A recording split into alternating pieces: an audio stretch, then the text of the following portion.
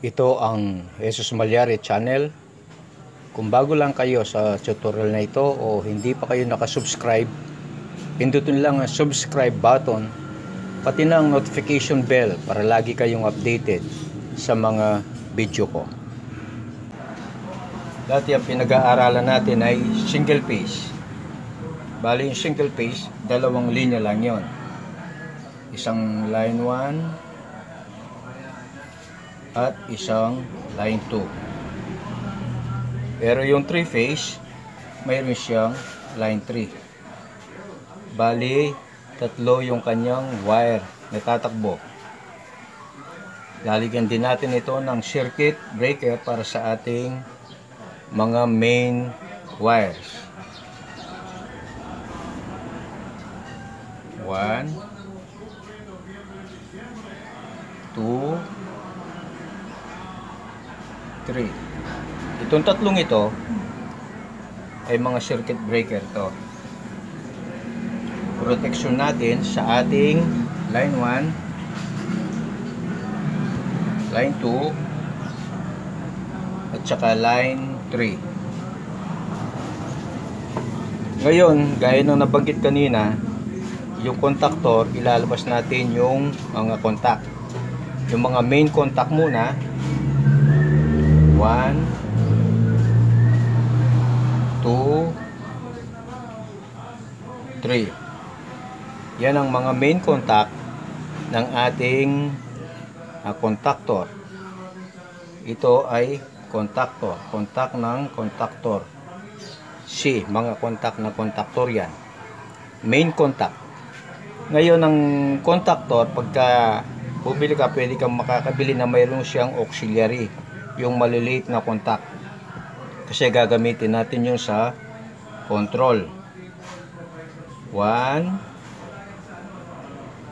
2. Siyempre, pagka gagawa ka ng control, pipili ka ng mga auxiliary contact na gagamitin mo. Dito sa drawing, ang gagamitin natin ay isang normally open at saka isang normally close. Close natin yan.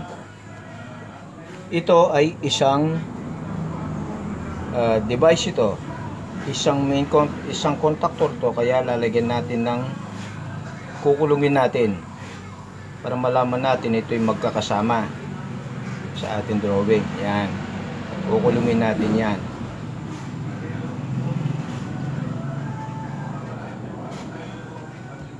Nasa 3 phase na tayo. Ngayon ito, lalabas syempre yung line 1, line 2, line 3 pati na itong mga contact natin. Pero dito hindi natin lalabas, lalagyan na lang natin ng numero para ilagay natin sa control natin ay numero na lang at nang hindi masyadong magulo itong drawing natin. Pero dito sa main contact na papunta sa motor, mayroon siyang overload. Lalagyan natin ng overload. Ayan. 1, 2, 3. Tapos ito ay pupunta na sa ating motor. Sabihin natin ito yung ating motor. Pupunta na itong ating main line.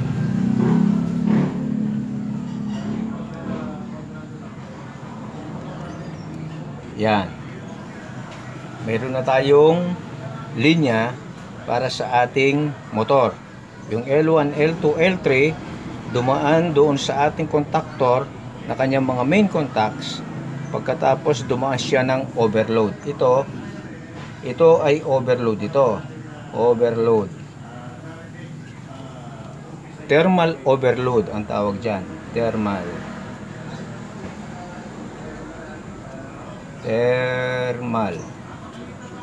protection sa motor yan. May mga contact din yan. Yan. Gagamitin sa control yan. Ayan. Bali ito ay isang unit dito. Isang device ito. Itong overload natin. Yan. Guhitan natin. Yung mga guhit na yan, ibig sabihin ito magkakasama. Ito magkakasama. Ngayon ito lalagyan na lang natin ng number para hindi masyadong magulo yung drawing natin. Sabihin natin itong overload mayroon siyang mga contact, pero mayroon din siyang normally close. Yan.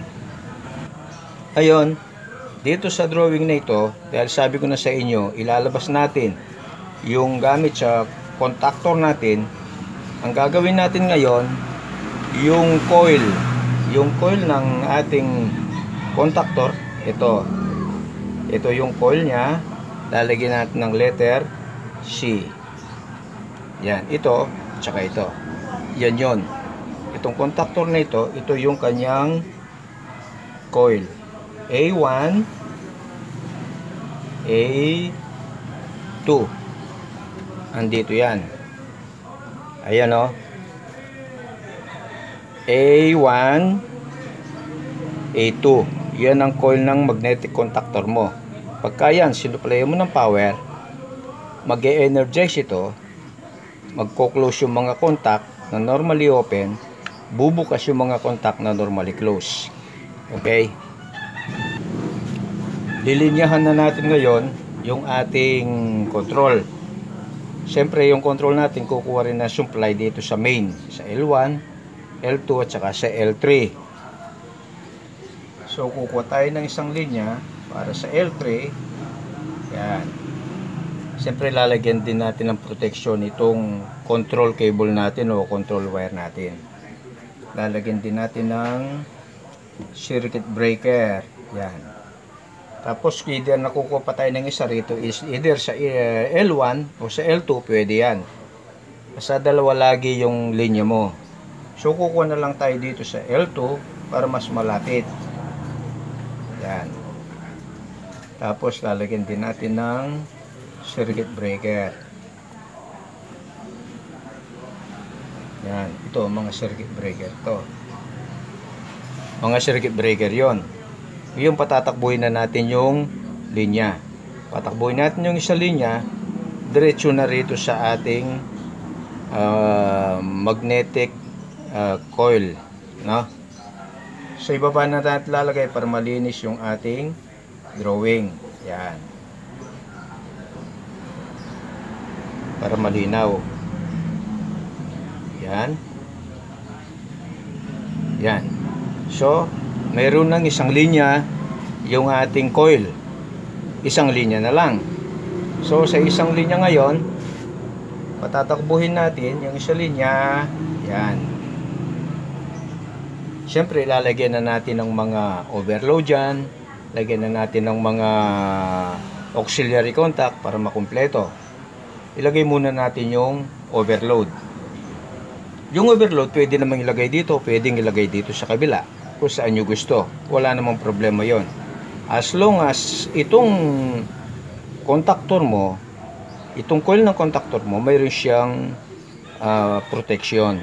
Pagka nagka-overload kasi kailangan mamatay ito, ma-de-energize itong coil mo para mamatay ito. Tuloy niya para mamatay ito. So dito na natin ilagay. Lalagay natin yung overload. OL. Saan galing yung overload na yan? Kukunin na lang natin dito. Itong overload na ito ay normally close. So ito lagyan natin ng number 1. Yan. Para hindi masyadong magulo yung drawing natin. Ito yung number 1. Ayan, number 1 yan. Ngayon, siyempre yung control mo dadaan siya ng stop para mapatay mo itong magnetic starter mo. Para mamatay siya, siyempre kailangan mo ng push button stop. Yung push button stop, siyempre naka-close yan. Stop. Yan. Lalagay din tayo ng start para mapaandar natin siya. Yung push button start.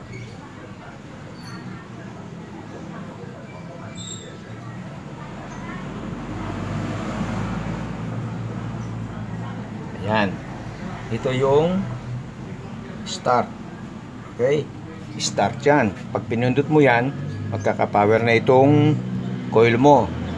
Pagka nagka-power ito, magko-close na yon. Tapos, under na itong motor mo. Itong close na ito, magko-open. Itong open, magko-close.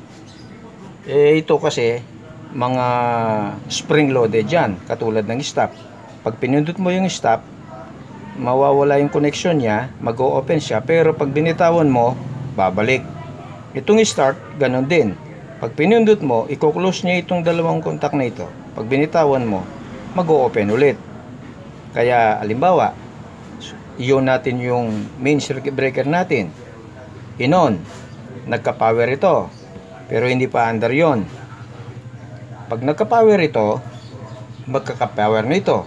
Kasi, i-on mo na rin tong mga circuit breaker mo para sa yung magnetic starter.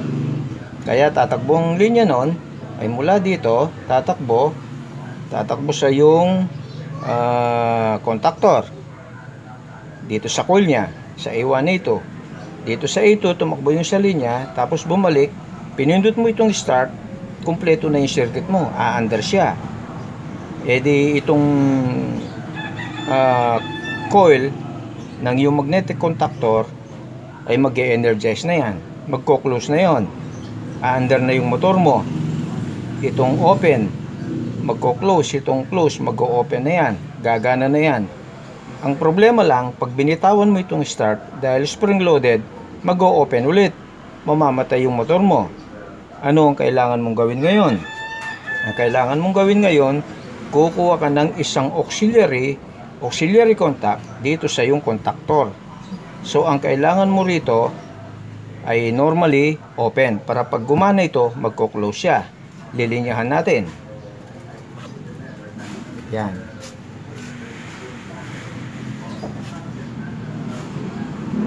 Yan. Normally open ang kukunin natin dito.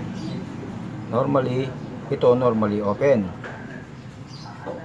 Yan. Ito yung kinuha natin. Lalagyan na lang natin ng numero ito na number 2. Pag nakita nyo yung number 2, ito, number 2. Pag nakita nyo itong number 2, tignan nyo yun. Yun. Yung normally open. Uulitin natin. I-on natin yung main breaker, magkaka-power na. I-on natin tong breaker ng ating control, magkaka-power na ito. So, dumaan na yung power dito. Sa isang coil mo, nagka-power na yung isang linya, tapos dito dadaan, naka-open pa yung start mo, pindutin natin yung start. Pag pinindot mo, aandar nitong contactor mo. Pag umandar nito, magko-close ito. Itong number 2, magko-close yan. Kasi magko-close yan. Mag-o-open itong isang yung normally close. Pag nag-close yan, binitawan mo yung push button mo, naka-close na yan, tuloy-tuloy na yung andar. Kasi mayroon kang maintaining contact. Ang tawag nila dito sa auxiliary contact na ito, maintaining contact, dahil i-maintain niya yung power nung coil, nung yung magnetic contactor. Kompleto na ngayon itong circuit natin. Ang ilalagay na lang natin ngayon yung mga indicator lamp. Minsan kasi, itong mga indicator lamp na ito, hinihiwalay nila. Nandoon nakalagay sa operator. O kung saan pwedeng agad makita kung umaandar yung motor mo o hindi. Saan natin ilalagay yung mga indicator lamps natin? Una nating ilalagay ay yung run indicator lamp. Ibig sabihin, pag nakailaw yon ay umaandar ang motor mo dahil naka-energize itong coil ng magnetic contactor mo. Dito lang natin itatap yon. Dito. Yan. Nakaparallel lang ito sa coil ng magnetic contactor mo. Yan. Ayan siya. Ilaw. Yan. Tapos itatap mo siya rito. Siyempre, para dalawa yung linya niya. So, ito yung run mo. Run. Karaniwan na, yan ay kulay berde. Parang sa mga traffic light. Pagka green, go. Pagka red, stop. Ayan, nakarun ka. So, saan mo kinuha itong ano? Dito rin, kasama rin dito sa auxiliary ng magnetic contactor coil mo. Itong run mo. Nakaparallel lang siya. Pag umandar ito, nag-energize, ang magnetic contactor mo, pag umaandar, naka-close, aandar din tong run. Karaniwan na ito kulay green. Kulay green ito. Yan. Ano pa yung isang indicator lamp na kailangan nating gawin para alam mo naman kung patay yung motor mo? Maglalagay tayo ng isang ilaw. Yan. Ano naman itong ilaw na ito? Lalagyan natin ng isang linya. Ito naman yung stop mo. Stop indicator lamp. Karaniwan na ang kulay ay red ito, red. Yan. Ngayon, lilinyahan natin ng isa pang wire. Dito. Yan. Paano nating mapapaandar yung stop na yan? Siyempre, lalagyan mo ng auxiliary.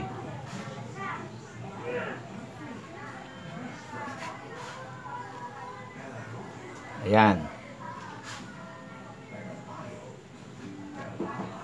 Yung auxiliary yan ay ito. Itong normally close na ito. Normally close. Normally close. Ang isa linya niya ay dito rin.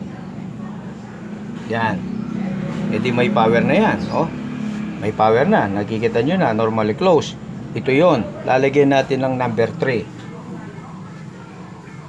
Itong number 3, ito yon. Itong normally close ng magnetic contactor mo. Ito yon.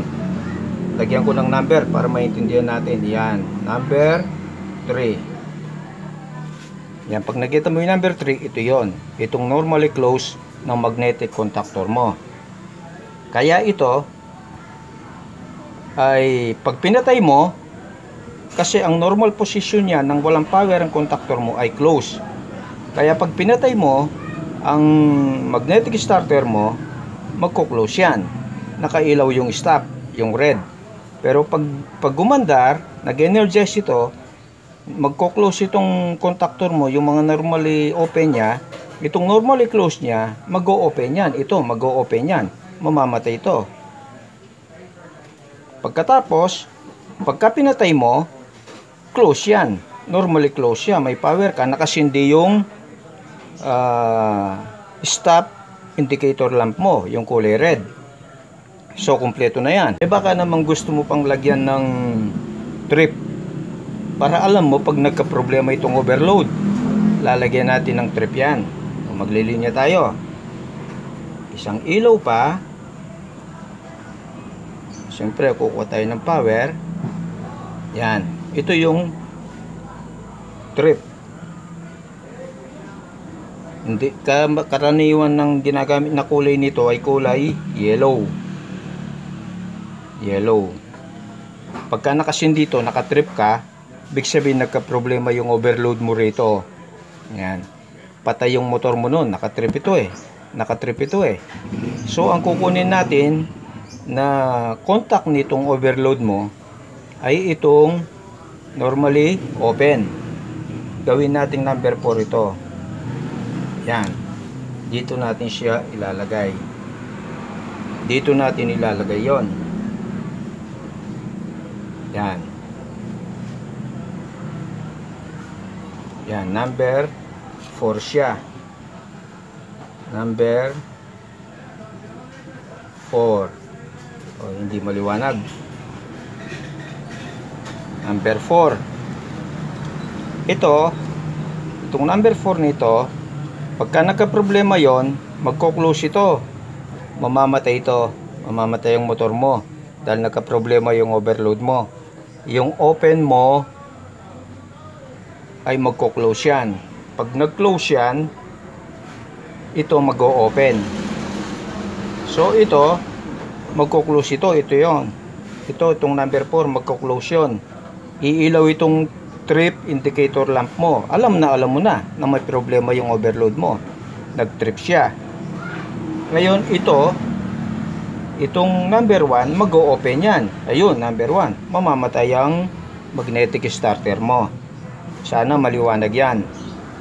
At kung may mga tanong kayo, ilagay nyo lang sa comment.